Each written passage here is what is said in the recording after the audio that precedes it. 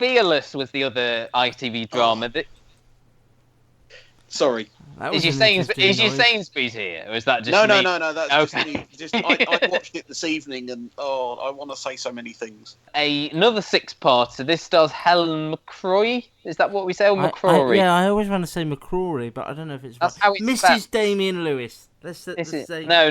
Someone, I'll say Helen McCrory for now, and then if she wants to get in touch and correct us. So she plays Emma, a human rights lawyer who's sort of a pioneer for people who've sort of been vilified in the press and sexual sex abusers, or people who've been like wrongly convicted and trying to overturn the cases, stuff like that.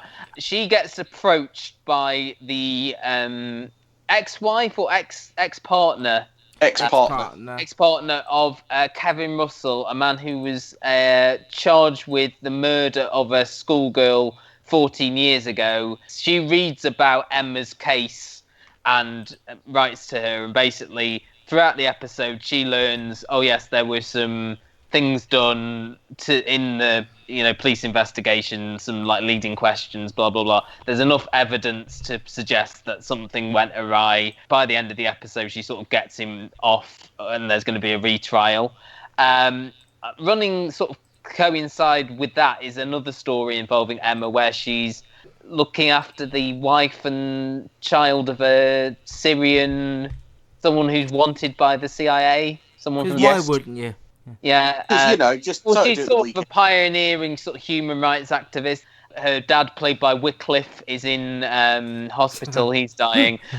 And then at the end, there's a weird sort of almost like Spooks type thing that happens, where there's a conspiracy wrapped up in Kevin's original conviction, something to do with Michael Gambon, who plays like this lord, and a American woman played by Robin Weingart, who's got something to do with this as well. And it all seems a bit confusing.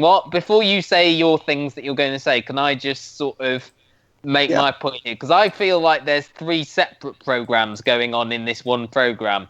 The first one, which I like and which I think they should have made, is a show based solely around Emma and the firm she works. I think there's room I would agree with that, actually. For a show about a human rights lawyer, this sort of small pioneering law firm, the stuff that, the flack she gets from the press. They could even bring in like the story where she's trying to adopt a child with her partner, played by John Bishop, oddly. How did that happen? I don't understand that. He's a he's a tabloid photographer, but I like that. Like, he's her bit of rough, I suppose.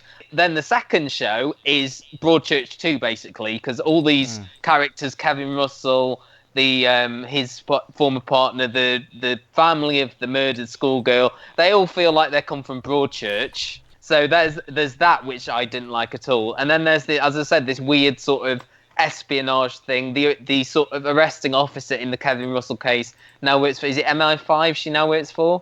Yeah. I think it's the equivalent of Homeland Security in the UK. Wunmi Musaku, who's sort of wrapped up in both cases, but she's they're following her as well, to do with the Syrian people that she's got in her house.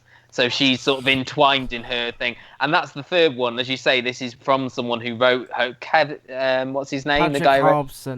Patrick Hobson, who... Did he write Homeland? Or he's a creator and writer of it, yeah. Creator, writer of Homeland. So there's like... He was there for 2 days. There's the Homeland stuff, the Broadchurch stuff, and the sort of legal stuff. So you've got 3 separate shows in here. So, Gary, go on, you watch this.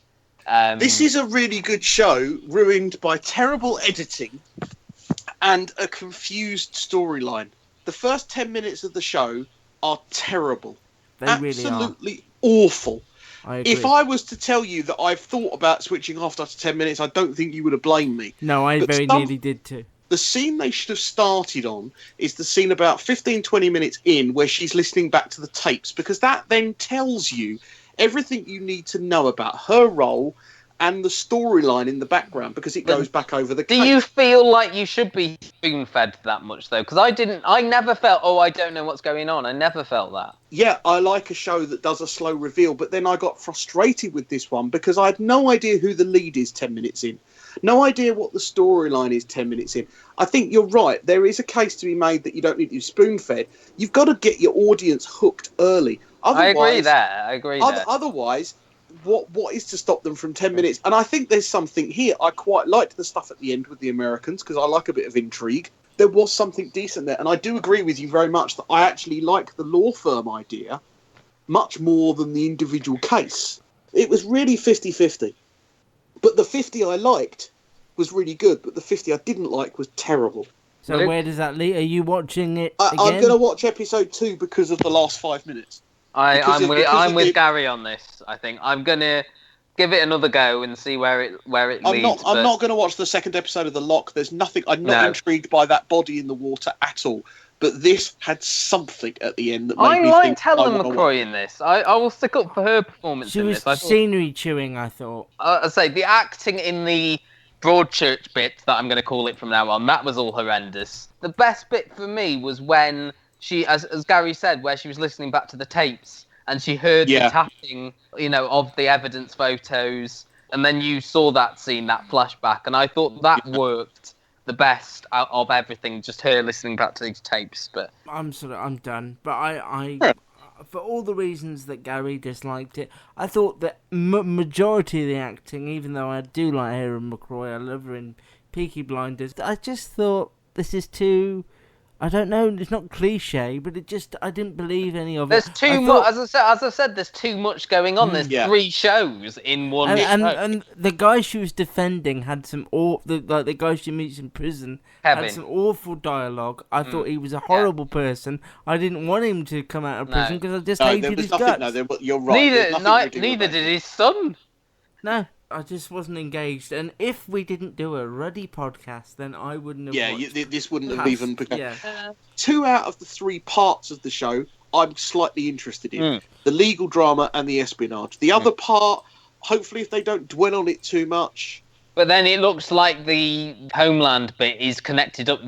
Him being arrested and convicted is something to do with a larger conspiracy. Oh, absolutely, yeah. To do with the Michael Gambon character. But I will watch and we'll talk about the second one next week and see whether it's going to be something we can carry on with. Luke won't, but you and I, Matt, can sort of say, we can talk about the second episode a little bit.